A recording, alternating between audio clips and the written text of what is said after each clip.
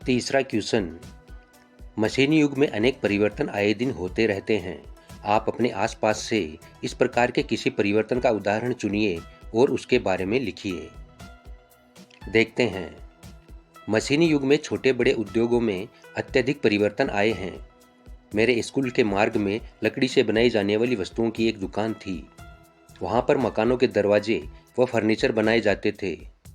पहले वहाँ पर हाथ से काम किया जाता था।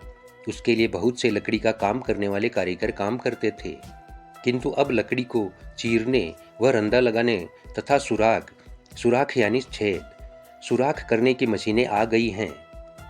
अब उस लकड़ी की दुकान पर बहुत कम कारीगर दिखाई देते हैं। हाथ से काम करने की अपेक्षा सारा काम मशीनों से किया जाता है। अपेक्षा का अर्थ है बजाय। हाथ से काम करने के बजाय सारा काम मशीनों से किया जाता है। एक मशीन दिन भर में कई कारीगरों से अधिक काम करती है।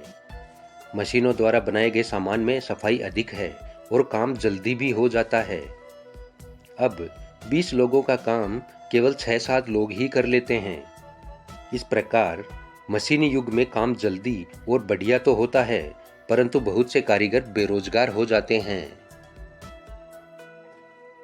अनुमान और कल्पना। प्रश्न 4। बाजार में बिकने वाले सामानों की डिजाइनों में हमेशा परिवर्तन होता रहता है। आप इन परिवर्तनों को किस प्रकार देखते हैं? आपस में चर्चा कीजिए।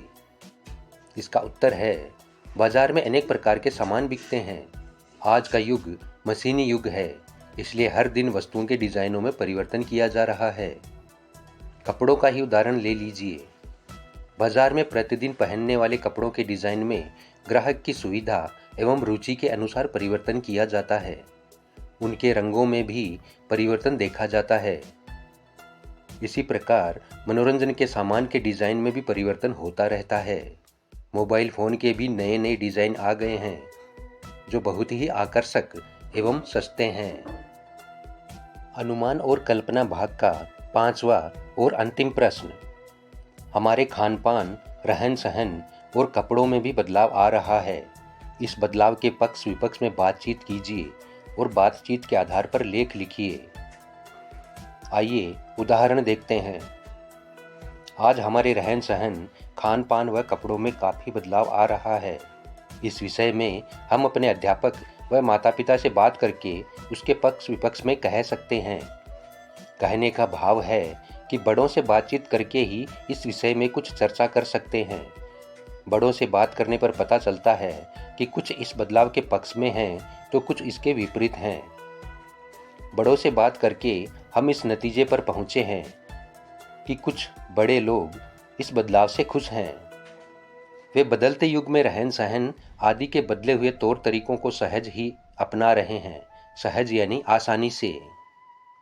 किंतु कुछ लोग जो परंपराओं में विश्वास रखते हैं और रूढ़िवादी विचारों वाले हैं, वे इस बदलाव को पसंद नहीं करते। रूढ़िवादी यानी पुराने विचार। वे इस बदलाव को स्वीकार भी नहीं करना चाहते, किंतु युवा पीढ़ी के लोग समाज में होने वाले हर बदलाव को खुशी से स्वीकार करते हैं। वे उन लोगों को भी अच्छे समझते हैं जो बदलाव के साथ साथ अपने आप को बदल रहे हैं। किंतु हमारा विचार है कि सभी बदलाव पूर्णतः सही नहीं है और पुराने रहन सहन व खान पान के तरीके भी पूर्णतः बुरे नहीं है। अतः हमें हर अच्छे बदलाव को ही अपनाना चाहिए। अब आती है भाषा की बात। भाषा की बात सेक्शन में पहला प्रश्न है, बदलू को किसी बात से चिढ़ थी तो कांच की चूड़ियों से, और बदलू स्वयं कहता है, जो सुंदरता कांच की चूड़ियों में होती है, लाख में कहाँ संभव है। ये पंक्तियाँ बदलू की 2 प्रकार की मनोदशाओं को सामने लाती है। दूसरी पंक्ति में उसके मन की पीड़ा है, उसमें व्यंग्य भी है। व्यंग्य का अर्थ है मजाक, किसी का मजाक उड़ाना, हंसी उड़ाना। हारे हुए मन से या दुखी मन से अथवा व्यंग्य में बोले गए वाक्यों के अर्थ सामान्य नहीं होते हैं। कुछ व्यंग्य वाक्यों को ध्यानपूर्वक एकत्रित कीजिए और उनके भीतरी अर्थ की व्याख्या करके लिखिए। इसका उत्तर देखते हैं। प्रथम पंक्ति में लेखक ने बदलू मनिहार के मनोदशा का चित्रण किया है। लेखक कहता है कि बदलू संसार भर में कांच की चूड़ियों से चिढ़ता था। यहाँ कांच की चूड़ियां मशीनी युग का प्रतीक है। इस बात से उसके हृदय को बहुत चोट पहुंचती है। दूसरी पंक्ति में मशीन युग पर व्यंग्य किया गया है। मशीनों ने बहुत से कारीगरों को बेरोजगार कर दिया है। आजकल लोग सुंदरता के पीछे भागते हैं, वे मजबूती की ओर ध्यान नहीं देते हैं। भाषा की बात सेक्शन में अब देखते हैं दूसरा प्रश्न। बदलू कहानी की दृष्टि से पात्र है और भाषा की बात की दृष्टि से संज्ञा है। किसी भी व्यक्ति, स्थान, वस्तु, विचार अथवा भाव को संज्ञा कहते हैं। संज्ञा को 3 भेदों में बांटा गया है: व्यक्तिवाचक संज्ञा, जातिवाचक संज्ञा और भाववाचक संज्ञा। पाठ से तीनों प्रकार की संज्ञाएं चुनकर लिखिए। पहली है व्यक्तिवाचक संज्ञा, बदलू, लल्ला, रज्जो और जनार्दन।